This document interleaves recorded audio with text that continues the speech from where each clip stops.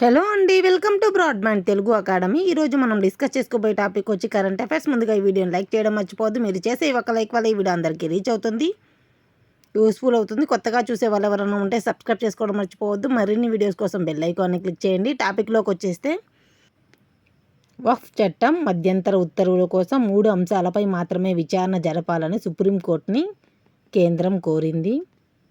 ఆ 3 అంశాలు దాని గురించి ఏందో చూద్దాం ఒకసారి. వక్ఫ్ చట్టం చెల్లుబాటును సవాలు చేస్తూ దాఖలైన పిటిషన్లపై మధ్యంతర ఉత్తర్వులు జారీ చేయడానికి విచారణను 3 అంశాలకు పరిమితం చేయాలని కేంద్ర ప్రభుత్వం మంగళవారం సుప్రీంకోర్టును కోరింది. కోర్టులు వక్ఫ్ బై యూజర్ లేదా వక్ఫ్ బై డిడ్ ద్వారా వక్ఫ్గా ప్రకటించిన ఆస్తులను తొలగించే అధికారం ఈ 3 అంశాలలో ఉన్నాయి. ఆ 3 అంశాలనేటి నెక్స్ట్ చూద్దాం. కేంద్రం తరపున హాజరైన సొలిసిటర్ జనరల్ తుషార్ మెహతా, ప్రధాన న్యాయమూర్తి justice BR Gavai, justice Augustine George, Tushar Mehta, BR Gavai, Augustine George అనే ముగ్గురుతో కూడిన ధర్మాసనం ఈ అభ్యర్థనను సమర్పించాయి. కోర్టు 3 అంశాలను గుర్తించింది. ఈ 3 అంశాలపై మేము మా సమాధానం దాఖలు చేశాం. అయితే పిటిషన్ల లిఖితపూర్వక సమర్పణలు ఇప్పుడు అనేక ఇతర సమస్యలను ప్రస్తావించాయి. ఈ 3 అంశాలపై నేను నా అఫిడవిట్ను దాఖలు చేశాను. విచారణను ఈ 3 అంశాలకే పరిమితం చేయాలని నా అభ్యర్థన అని న్యాయవాది పీటీఐ వార్తా సంస్థకు తెలిపారు. 2025 వక్ఫ్ చట్టంలోని నిబంధనలను సవాలు చేస్తున్న వారి తరపున హాజరైన సీనియర్ న్యాయవాదులు కపిల్ సిబలు, అభిషేక్ సింఘ్వి కేంద్ర ప్రభుత్వం నివేదనను వ్యతిరేకించడం జరిగింది. ఈ ముఖ్యమైన చట్టంపై ముక్కలుగా విచారణ జరపడం అనేది కుదరని పని అని అన్నారు ఆయన. అసలు ఆ 3 అంశాలు ఏందో చూద్దాం.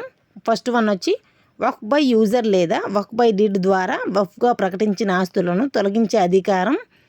ఇకపోతే రెండోది వచ్చి రాష్ట్ర వక్ఫ్ బోర్డులు సెంట్రల్ వక్ఫ్ కౌన్సిల్ కూర్పుకు సంబంధించింది. నెక్స్ట్ వచ్చి ఎక్స్ అఫీషియో సభ్యులు మినహా వాటిలో ముస్లింలు మాత్రమే ఉండాలని వారు వాదిస్తున్నారు. థర్డ్ వన్, ఒక నిబంధనను సంబంధించినది కలెక్టర్ ఆస్తి ప్రభుత్వ భూమే కాదా అని విచారణ జరిపినప్పుడు ఆ ఆస్తిని వక్ఫ్గా పరిగణించరని ఆ నిబంధన చెబుతుంది.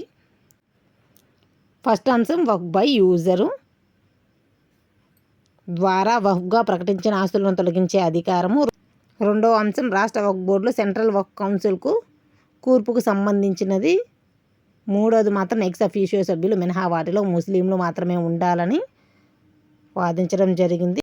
ఈ ఏడాది ప్రారంభంలో పార్లమెంట్ ఆమోదించిన ఈ సవరణలను వ్యతిరేకిస్తూ పలువురు ప్రతిపక్ష నాయకులు, ముస్లిం సంస్థల ప్రతినిధులు పిటిషన్లు దాఖలు చేయడం జరిగింది.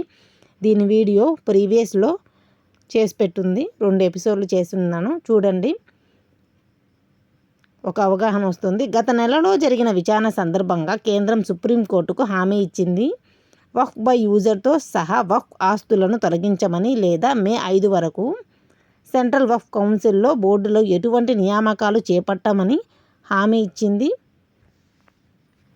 అసలు వక్ఫ్ బై యూజర్తో సహా వక్ఫ్ ఆస్తులను తొలగించడాన్ని వ్యతిరేకిస్తూ మధ్యంతర ఉత్తర్వులు జారీ చేయాలని సుప్రీంకోర్టు ప్రతిపాదనను కేంద్రం వ్యతిరేకించి సెంట్రల్ వక్ఫ్ కౌన్సిల్ మరియు బోర్డుల్లో ముస్లిమేతరులను చేర్చడానికి అనుమతించే నిబంధనను నిలిపివేయాలని కూడా కోర్టు ప్రతిపాదించింది.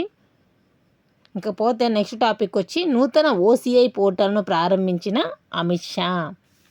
నూతన ఓసీఐ పోర్టల్ను ప్రారంభించింది ఎవరంటే అమిత్ షా. ఓసీఐ అంటే ఏంటంటే ఓవర్సీస్ సిటిజన్ ఆఫ్ ఇండియా. కేంద్ర హోంమంత్రి అమిత్ షా మే 19న ప్రారంభించారు.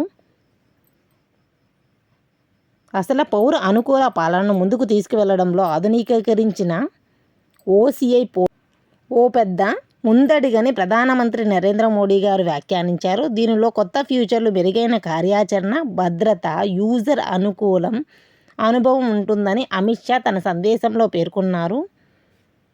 భద్రత, యూజరు, మెరుగైన కార్యాచరణ దీనిలో ఉన్నాయని, ఓసీఐ కార్డుదారులకు ప్రపంచ స్థాయి ఇమ్మిగ్రేషన్ సౌకర్యాలను అందించేందుకు భారత్ నిరంతరంగా కృషి చేస్తుందని అమిత్ షా తెలపడం జరిగింది. ఈ పోర్టల్ ద్వారా ఇమిగ్రేషన్ సౌకర్యాలను అందించడం జరుగుతుంది. భారత పర్యాటకులకు మన దేశంలో పర్యటనలో ఉన్నప్పుడు వివిధ దేశాల వాళ్ళు మన దేశంలో పర్యటన చేస్తున్నప్పుడు లేదా బస చేస్తున్నప్పుడు వారికి ఎటువంటి ఇబ్బంది తలెత్తకుండా చూసుకోవాలని అమిత్ షా సూచించడం జరిగింది.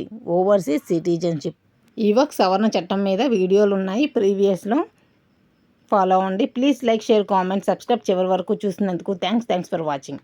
మీకు ఏదైనా టాపిక్ గురించి వీడియో కావాలనుకుంటే కామెంట్ చేయండి.